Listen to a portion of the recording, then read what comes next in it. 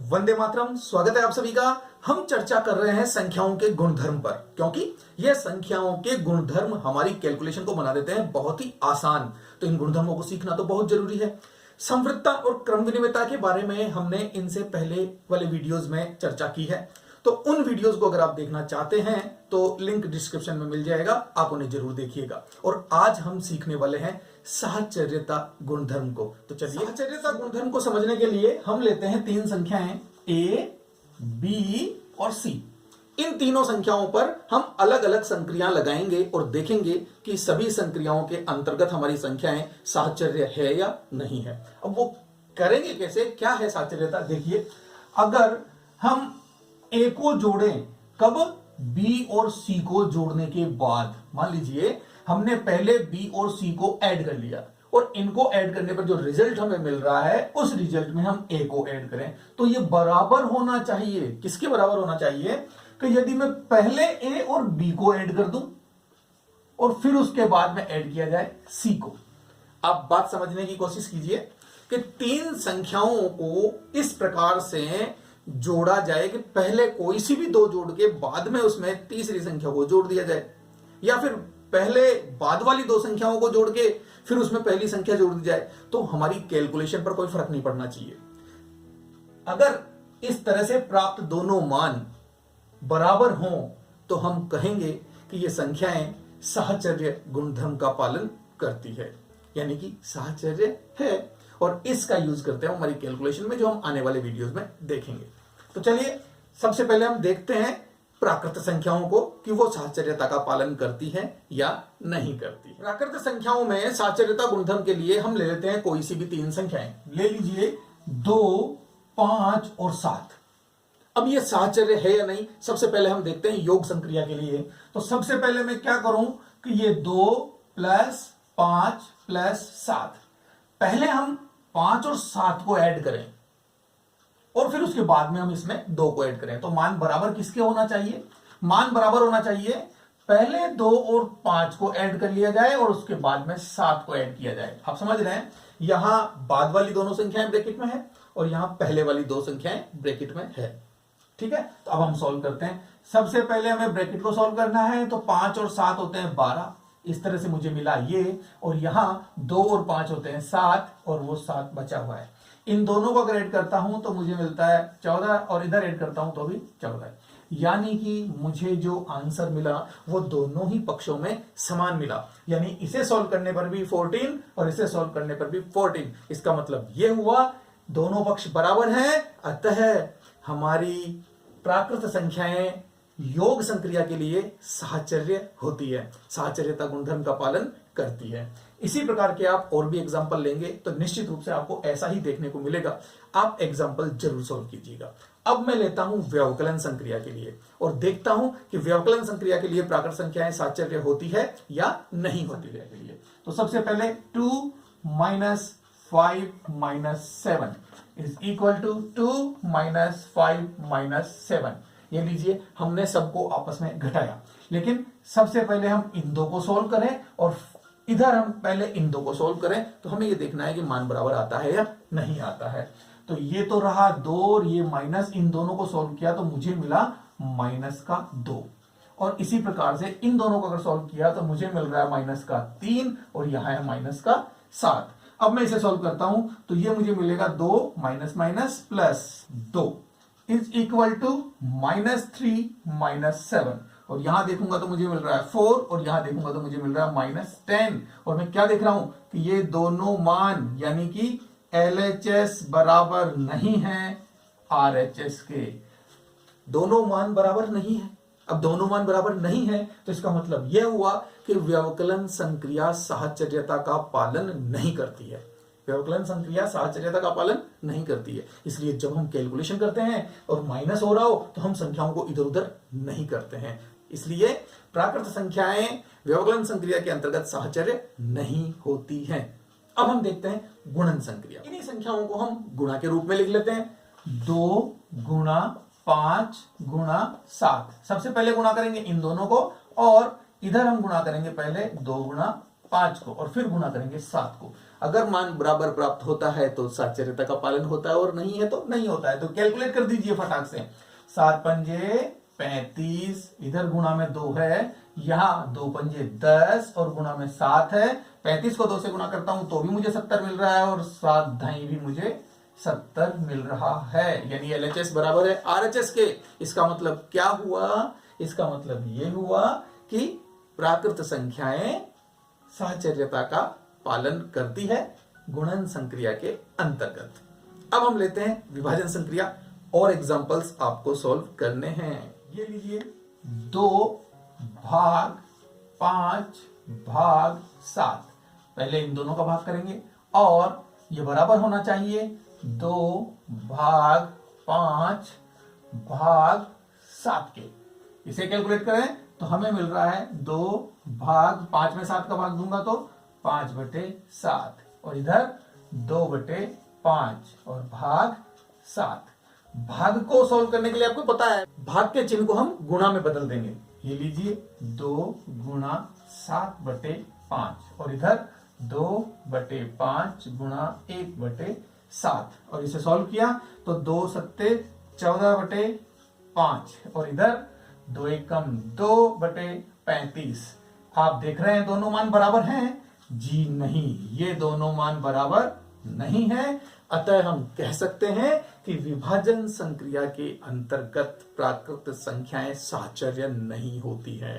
तो हमने ये देखा क्या कि प्राकृत संख्याएं केवल योग और गुणन संक्रिया के लिए साहचर्य होती है, व्यवकलन और विभाजन संक्रिया के लिए साहचर्य नहीं होती है। और यही काम आप पूर्ण संख्याओं पर चेक कर सकते हैं, वो भी बिल्कुल ऐसे। एक एक एग्जांपल हम उनके भी देख लेते हैं। तो लेते हैं पूर्ण संख्याएं। पूर्ण संख्याओं में साहचर्यता को समझने के लिए भी हम लेते हैं 3 संख्याएं।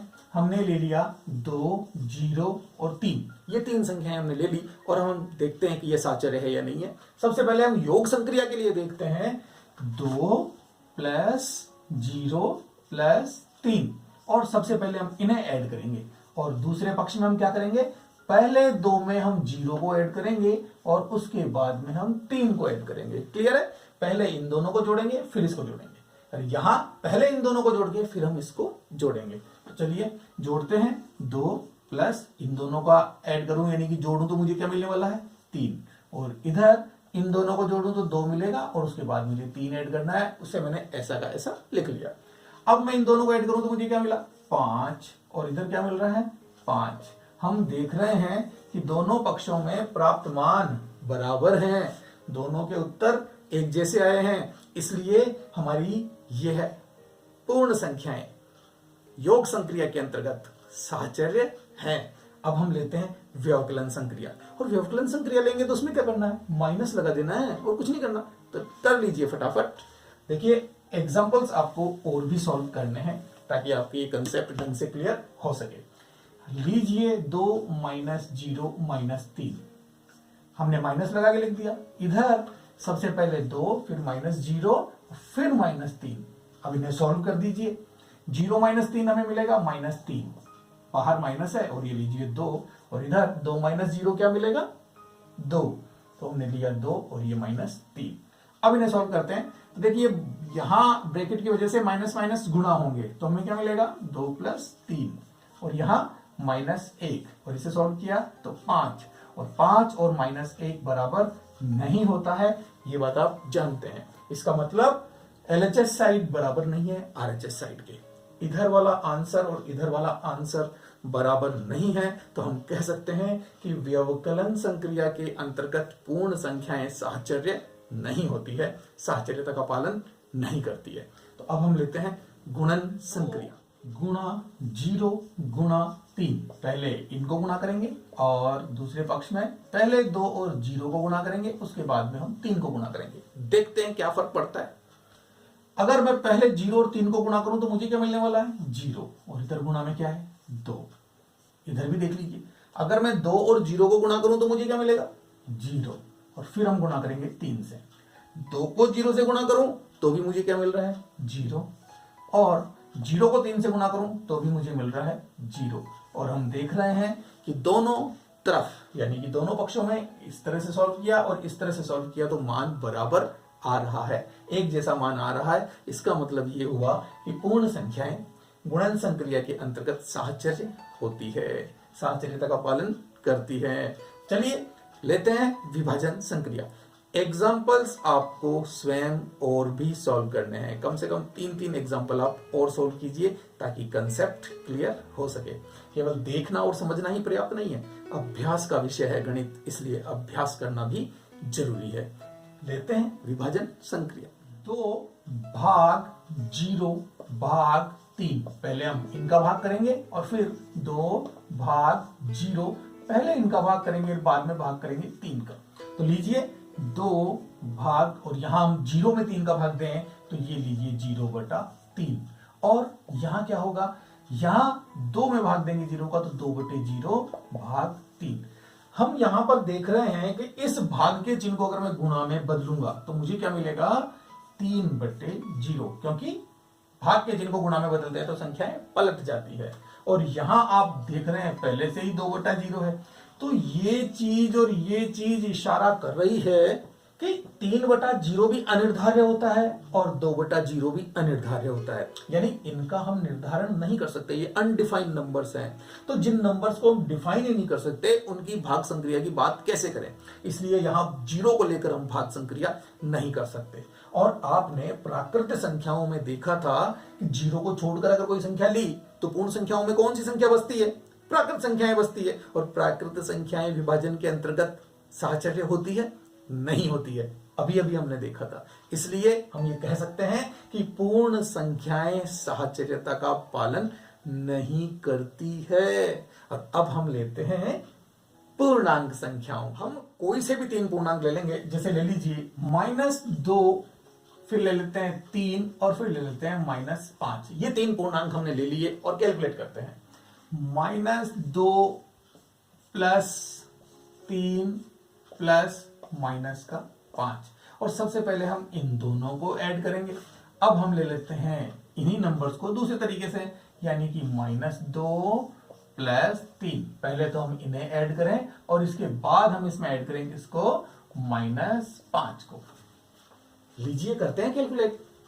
-2 का तो आ गया -2 प्लस, ब्रैकेट के अंदर की संख्याओं को सॉल्व करूं तो पहले मुझे सॉल्व करना पड़ेगा इस छोटे वाले ब्रैकेट को, प्लस माइनस माइनस, चिन्हों का गुणा, प्लस माइनस माइनस, तो 3 -5, ये लीजिए।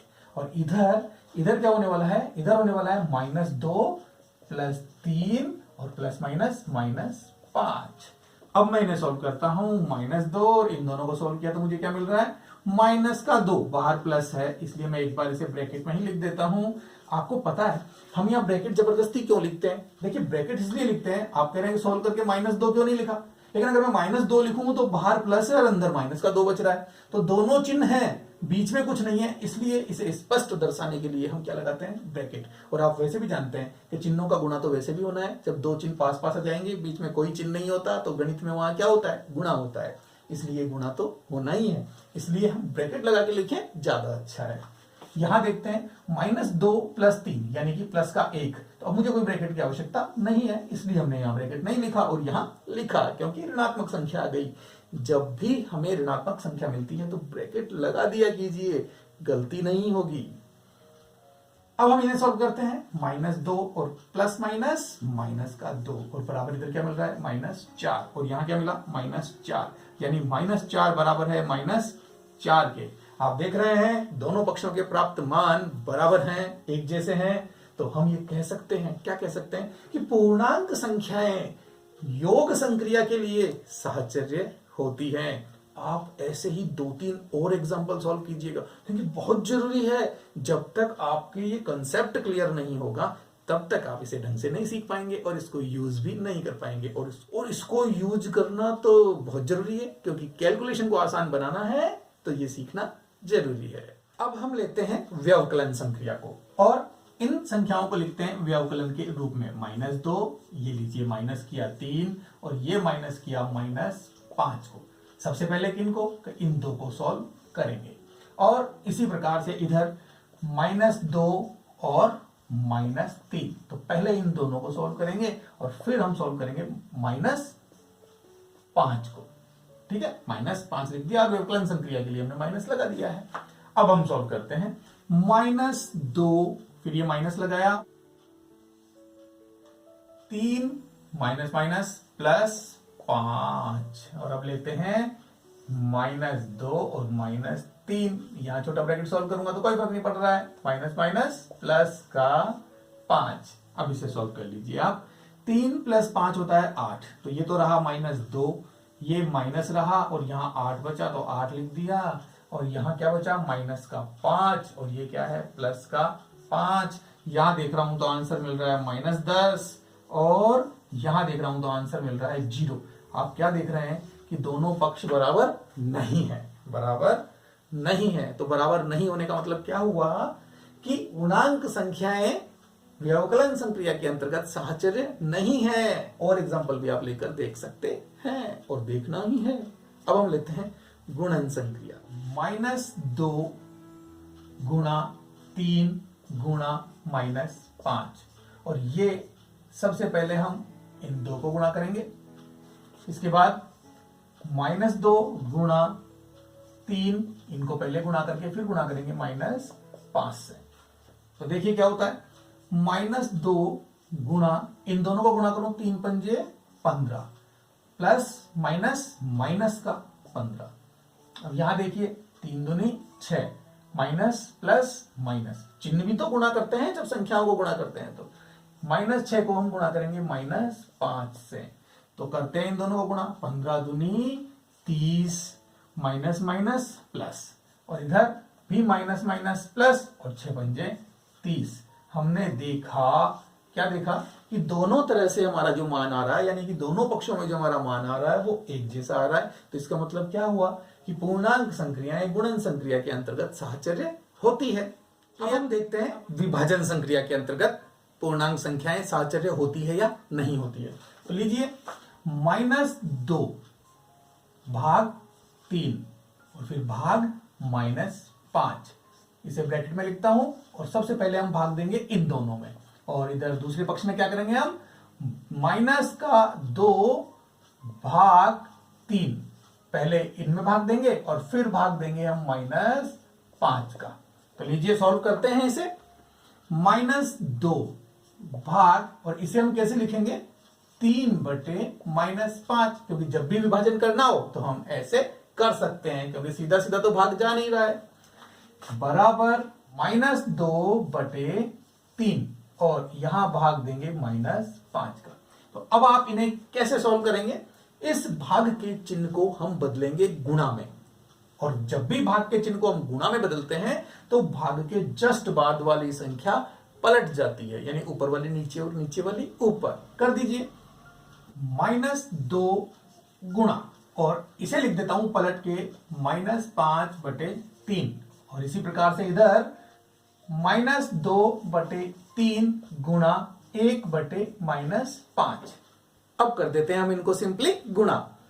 -2 और 5 को गुणा करूंगा तो आएगा 2 पंजे 10, माइनस माइनस प्लस, और बटे में कितना मिलेगा 3, इज इक्वल टू -2 को 1 से गुणा करूंगा तो -2 मिलने वाला है, 3 पंजे 15 माइनस का है, माइनस से माइनस कैंसिल हो जाएगा, और जवाब मिला 2/15। हम देख रहे हैं कि 10/3 और 2/15 बराबर नहीं है, बराबर नहीं है। तो इसका क्या मतलब हुआ, इसका मतलब यह हुआ कि पूर्णांक संख्याएं विभाजन संक्रिया के अंतर्गत साहचर्य नहीं है। क्लियर। अब हम लेते हैं परिमेय संख्याओं को और देखते हैं कि परिमेय संख्याएं साहचर्य है या नहीं है। परिमेय संख्याओं के लिए हम कोई सी भी 3 परिमेय संख्याएं ले लेते हैं। ले लीजिए 1/2, -2/3, और तीसरी संख्या ले लेते हैं 3/4। ये लीजिए, हमने 3 परिमेय संख्याएं ले ली, और चेक करते हैं साहचर्यता गुणधर्म को कि ये संख्याएं साहचर्यता गुणधर्म का पालन करती है या नहीं करती है। तो लेते हैं सबसे पहले योग संक्रिया, 1/2 प्लस -2/3 और प्लस 3/4। आपको पता है साहचर्यता योग संक्रिया के लिए सबसे पहले मैं इन दोनों का योग करके फिर इसका योग करूंगा, और दूसरे पक्ष में क्या करेंगे हम, 1/2 प्लस माइनस का 2/3, यानी हम इन दोनों का पहले योग करेंगे और उसके बाद योग करेंगे 3/4 का। इन दोनों का पहले योग करूं तो मुझे एलसीएम लेना होगा, यानी 1/2 तो एज इट इज आ जाएगा, प्लस इनका अगर मैं एलसीएम लेता हूं तो एलसीएम कितना मिलेगा मुझे, 4 3 12, और जब एलसीएम 12 आ गया तो मुझे देना है 3 का भाग 12 में, 3 चौक 12, 4 बार गया। अब इस 4 से मैं गुणा करूंगा -2 को, तो 4 दूनी 8, और कहीं का आएगा 8 माइनस का, क्योंकि माइनस है ना, तो प्लस माइनस माइनस।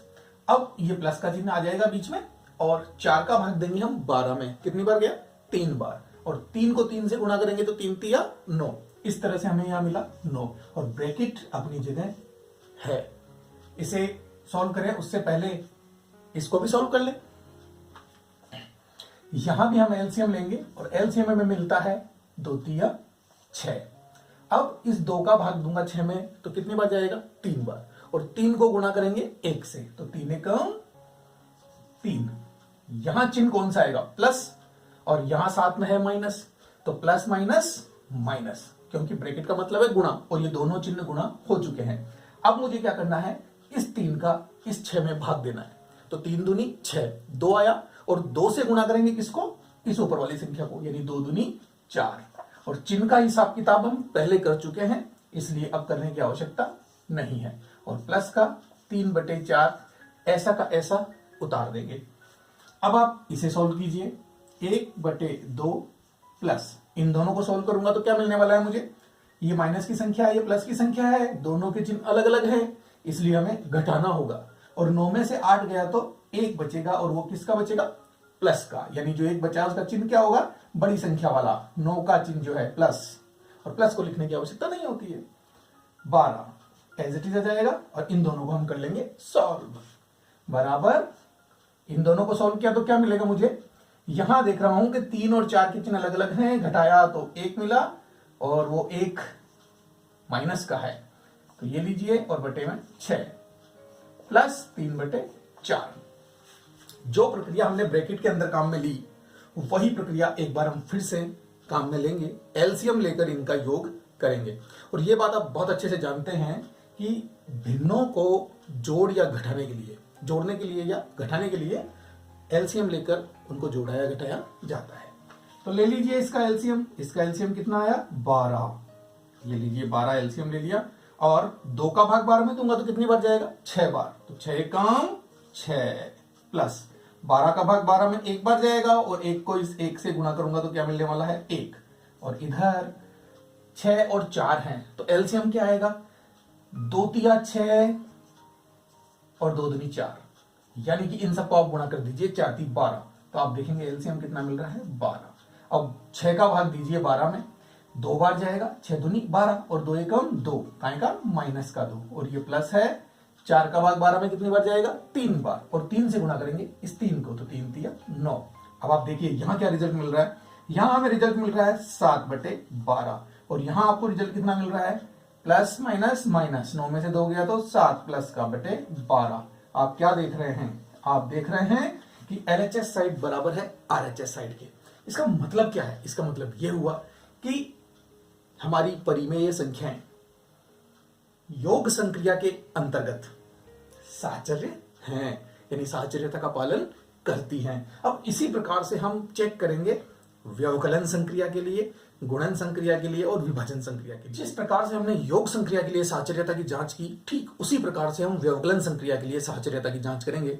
तो संख्याओं को व्यवकलन करते हुए लिख लेते हैं, 1/2 माइनस माइनस का 2/3 माइनस 3/4, और इनको मैं सबसे पहले ब्रैकेट में ले लूं, मतलब इन दोनों को पहले सॉल्व करूं, और उसके बाद इधर क्या होगा, इधर होगा 1/2 माइनस माइनस का 2/3, यानी हमें माइनस तो करना ही है, ठीक है ना, और इनको पहले सॉल्व करें और फिर बाद में माइनस का 3/4। संख्याएं वही है, बस जहां जहां हमने प्लस लगाया था वहां वहां हमने माइनस लगा दिया। सिंपल, आप स्वयं कर सकते हैं, लेकिन फिर भी मैं आपको एक सवाल बता रहा हूं, लेकिन आपको और एग्जाम्पल सॉल्व करने ही होंगे, तभी हम अच्छे से सीख सकते हैं। ये लीजिए 1/2 को ऐसा का ऐसा लिखिए, माइनस भी ऐसा का ऐसा लिखिए, ये बड़ा ब्रैकेट। अंदर वाली संख्याओं को सोल्व करने के लिए क्या करना होगा, एलसीएम लेना होगा। ये लीजिए एलसीएम, 3 चौक 12। एलसीएम लेना आपको आना आवश्यक है। परिमेय संख्या हो या फिर भिन्न हो, उन्हें हम जोड़ या घटा करते हैं तो हमें एलसीएम की आवश्यकता पड़ती है। और इसके लिए हमने वीडियो बनाया हुआ है, शॉर्ट ट्रिक भी और बेसिक फॉर्मूला भी। दोनों लिंक आपको डिस्क्रिप्शन में मिल जाएंगे, आप उन्हें देखकर ये और अच्छे से सीख सकते हैं। अभी हम करते हैं इसे सॉल्व। तो हमारा एलसीएम आ गया 12, 3 का भाग देंगे 12 में 4 बार जाएगा और 4 दूनी 8, माइनस एज इट इज आ जाएगा। अब ये वाला माइनस यहां आ जाएगा, 4 का भाग 12 में 3 बार जाएगा और 3 को गुणा करेंगे इस ऊपर वाली संख्या से, 3 तिया 9। इसी प्रकार से हम इसे भी एलसीएम लेकर सॉल्व करेंगे। यहां एलसीएम क्या आएगा, 2 तिया 6, 2 का भाग 6 में दूंगा 3 बार जाएगा तो 3 एकम 3, माइनस माइनस गुणा होंगे तो प्लस आ जाएगा। आपको पता है समान चिन्ह गुणा होने पर हमेशा प्लस आता है और विपरीत चिन्ह यानी अलग अलग चिन्ह गुणा होने पर माइनस आता है। तो यहाँ समान चिन्ह है इसलिए प्लस आ गया गुणा होने पर। 3 का भाग 6 में 2 बार जाएगा और 2 दूनी 4, फिर लगा देंगे हम बड़ा ब्रैकेट और ये माइनस ऐसा का ऐसा और 3/4 भी ऐसा का ऐसा, क्योंकि जब तक हम इसे सॉल्व नहीं करेंगे तब तक इसे सॉल्व नहीं कर पाएंगे और बोर्डमास के नियम के अनुसार पहले ब्रैकेट को सॉल्व किया जाता है। तो ये लीजिए 1/2 माइनस, इन दोनों को सॉल्व करके लिखूं, ब्रैकेट में ही लिख देता हूं पहले क्योंकि बाहर माइनस है। हमेशा इस माइनस से थोड़ा सा सावधान रहिए क्योंकि बड़ी टेढ़ी चीज है, कीड़ा करता ही करता है। इन दोनों को सॉल्व करूंगा तो दोनों के चिन्ह एक जैसे हैं, एक जैसे चिन्ह होने की वजह से इन्हें हम जोड़ देंगे। तो 8 और 9 कितना होगा, 17 और बटे में 12। लेकिन ये 17 काहे का होगा, माइनस का, क्योंकि जोड़ने या घटाने के बाद हमेशा बड़ी संख्या का चिन्ह लगाते हैं। तो ये लीजिए हमने इसे सॉल्व कर दिया। और अब इधर आ जाइए आप, इन दोनों को देख रहे हैं, दोनों के चिन्ह प्लस हैं तो जुड़ जाएगा, 4 और 3 7/6 और यहाँ क्या आ गया माइनस का 3/4। अब इसे भी सॉल्व कर देते हैं और इसे भी सॉल्व कर देते हैं। एलसीएम क्या आ रहा है, यहां हम देख रहे हैं कि एलसीएम आ रहा है 12, इन दोनों का माइनस माइनस चिन्ह पास पास है, गुणा होंगे, हमें आता है इसलिए हम कर देंगे। लीजिए 2 का भाग 12 में दूंगा 6 बार जाएगा और 6 कम 6, इस 1 से गुणा करने पर मुझे मिला 6। ये माइनस और ये माइनस गुणा होगा तो क्या होगा, प्लस। 12 का भाग 12 में दिया तो कितनी बार जाएगा, 1 बार, और 1 को 17 से गुणा करूंगा तो 17, क्योंकि इस चिन्ह का हिसाब किताब पहले ही हो चुका है इसलिए दोबारा चिन्ह को देखने की आवश्यकता नहीं है। यहां एलसीएम मुझे क्या मिलने वाला है, एलसीएम वाले वीडियो को आप डिस्क्रिप्शन में जाकर देख सकते हैं। और वैसे मैं आपको बता देता हूं कि दोनों संख्याओं में किसी एक संख्या का भाग जाता है, वो किसका है, 2 का, तो उसे लिख लीजिए। 2 का 6 में गया 3 बार, 2 का 4 में गया 2 बार और इनको गुणा कर दीजिए, वही हमारा एलसीएम है। 2 दूनी 4 और 4 3 12, यानी एलसीएम हमें यहां भी 12 मिल रहा है। अब 6 का भाग 12 में दूंगा तो 2 बार जाएगा और 2 सत्ते 14, इधर माइनस 4 3 12 और 3 तिया 9। अब इन्हें आप सॉल्व करके लिख लीजिए। 17 और 6 23 होते हैं हमारे, तो ये हो गया 23/12, क्योंकि दोनों के चिन्ह एक जैसे हैं इसलिए जोड़ना है। और बराबर 14 में से 9 गए तो हमें मिलने वाला है 5, यहां मिल रहा है 5/12। क्या देख रहे हैं आप, हम ये देख रहे हैं कि ये एलएचएस साइड और ये आरएचएस साइड बराबर नहीं है। अब बराबर नहीं है तो इसका क्या मतलब है, इसका मतलब तो यही हुआ कि ये बराबर नहीं है। इसका मतलब क्या हुआ, इसका मतलब तो ये हुआ कि परिमेय संख्याएं व्यवकलन संक्रिया के अंतर्गत साहचर्य नहीं होती है। एलएचएस साइड आरएचएस साइड के बराबर नहीं है तो परिमेय संख्याएं व्यवकलन संक्रिया के अंतर्गत साहचर्यता गुणधर्म का पालन नहीं करती है, तो हम इस प्रकार से व्यवकलन संक्रिया में साहचर्यता का यूज नहीं कर सकते। अब हम लेते हैं गुणन संक्रिया और चेक करते हैं कि गुणन संक्रिया साहचर्यता का पालन करती है या नहीं करती है। आप देख रहे हैं कि मैंने माइनस के चिन्ह को नहीं हटाया, आपको यह समझाने के लिए कि किसी भी संक्रिया के लिए अगर हम परिमेय संख्याओं के लिए या किसी भी संख्या के लिए साहचर्यता गुणधर्म की जांच कर रहे हैं तो बस योग संक्रिया के लिए उन्हें जोड़ना होता है, व्यवकलन संक्रिया के लिए घटाना होता है और गुणन संक्रिया के लिए गुणा करना होता है। बाकी संख्याएं तो एज इट इज उतरती है, इसलिए हम यहाँ व्यवकलन की जगह क्या करेंगे, गुणा का चिन्ह लगाएंगे। यहाँ व्यवकलन की जगह क्या करेंगे, गुणा का चिन्ह लगाएंगे। यहाँ व्यवकलन की जगह गुणा का चिन्ह और यहाँ व्यवकलन की जगह भी गुणा का चिन्ह। देखिए संख्याएं उसी प्रकार से उतरेंगी हर बार, बस चिन्ह बदलेंगे, व्यवकलन के लिए, विभाजन के लिए, गुणन के लिए, योग के लिए। तो अब हम करते हैं इनका गुणा। तो लीजिए, सबसे पहले गुणा भी आपको ब्रैकेट का ही सॉल्व करना है, तो इन्हें सॉल्व करते हैं। 1/2 एज इट इज आ जाएगा, इनको गुणा करना है। तो गुणा करना तो बहुत आसान है, आप जानते हैं भिन्नों के गुणा में और परिमेय संख्याओं के गुणा में एक ही बात है। ऊपर वाली संख्या को ऊपर वाली संख्या से गुणा कर दीजिए, नीचे वाली संख्या को नीचे वाली संख्या से गुणा कर दीजिए, सिंपली। अगर कटता है तो आप काट सकते हैं, और ये हम पहले कर सकते हैं। तो देख रहे हैं 2 एकम 2 और तो 2 दूनी 4 और 3 से 3 भी कट गया, यानी यहां भी 1 और यहां भी 1। अब इनको मैं गुणा करूंगा तो क्या मिलेगा, माइनस प्लस माइनस 1 और बटा 2 एकम 2, यानी यहां मुझे मिला माइनस का 1/2। बड़ा ब्रैकेट है तो आप बड़ा ब्रैकेट लगा सकते हैं। वैसे इस चीज का यहां कोई फर्क नहीं पड़ रहा है, बाकी गुणा तो है ही, इज इक्वल टू। अब आप इधर आ जाइए, जैसे हमने यहां गुणा किया वैसे यहां भी गुणा कर सकते हैं। आप चाहे तो सीधा गुणा करके और बाद में काट दे, या पहले काट के फिर गुणा कर दे, ये आसान होता है, इसलिए हम पहले इनको काट के फिर ही गुणा करते हैं। तो देखिए 2 एकम 2 और ये भी 2 एकम 2, 3 कहीं कट नहीं रहा। तो अब हम करते हैं गुणा, प्लस माइनस माइनस, 1 को 1 से गुणा किया तो 1 आया और 3 एकम 3, यानी यहां गुणा करने पर हमें मिला माइनस का 1/3 और ये है गुणा 3/4। हम इस ब्रैकेट को हटा भी सकते हैं और चाहे रहने दीजिए, कोई फर्क नहीं पड़ता। गुणा करना है हमें तो गुणा कर दीजिए। वैसे अगर हटा दूं तो आपको शायद स्पष्ट दिखे, तो ये लीजिए मैंने ब्रैकेट को हटा दिया है। अब हम करते हैं गुणा। यहां कटने के लिए कुछ नहीं है तो सिंपली गुणा कर दीजिए। 1 को -1 से गुणा करूंगा तो मुझे मिलने वाला है -1, और 2 को 2 से गुणा करूंगा तो 2 दूनी 4, और इधर 3 से 3 कट रहा है तो 3 एकम 3, 3 एकम 3, और गुणा करने पर क्या मिलेगा, 1 को 1 से गुणा करूंगा तो माइनस का 1 और 4 एकम 4। क्या देख रहे हैं हम देख रहे हैं कि LHS और RHS साइड दोनों समान हैं, एक जैसी हैं, एक जैसा उत्तर आया है। तो इसका मतलब आप कह सकते हैं क्या, कि परिमेय संख्याएं गुणन संक्रिया के अंतर्गत साहचर्य होती है, साहचर्यता का पालन करती है, यानी इस प्रकार से हम गुणा कर सकते हैं।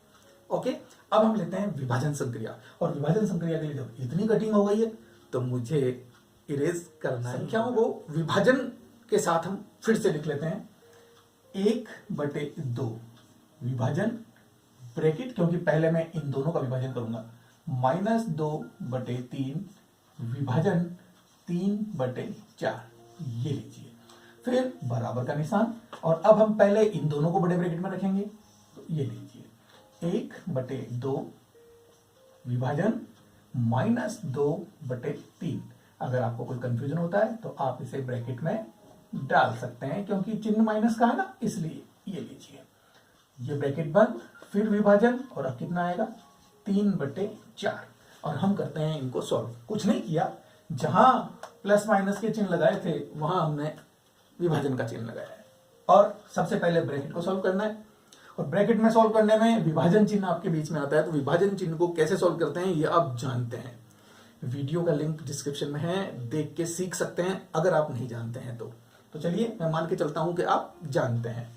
सबसे पहले हम लेते हैं 1/2 को, ये लीजिए, यहां विभाजन का चिन्ह ही रखते हैं।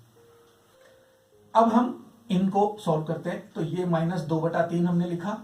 विभाजन को सॉल्व करने के लिए हमें बदलना पड़ता है गुणन में, तो ये लीजिए हमने बदल दिया गुणा में, और अब इसका व्युत्क्रम लिखना होता है। व्युत्क्रम मतलब उल्टा, पलट के लिख दीजिए संख्या को, तो 4 तो चला जाएगा ऊपर और 3 आ जाएगा नीचे, ये लीजिए हमने इसे लिख दिया।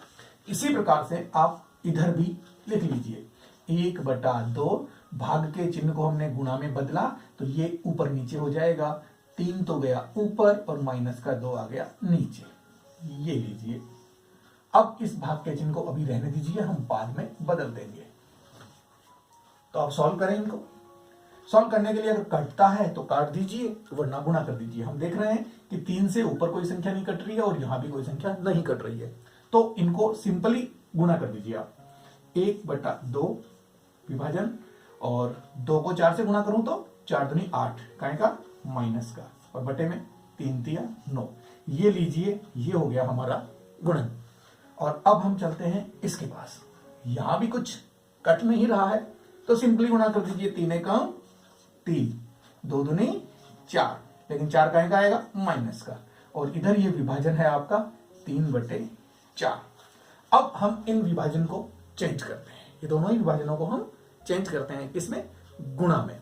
तो ये लीजिए 1/2 गुणा 9 चला जाएगा ऊपर और माइनस का 8 आ जाएगा नीचे। ठीक है, इधर 3 - 4 तो ऐसा का ऐसा आएगा, 3/-4 तो ऐसा का ऐसा आ जाएगा, और ये गुणा में बदला, देखिए -4 है तो -4 लिखना होगा, और 3/4 का क्या हो जाएगा? 4/3।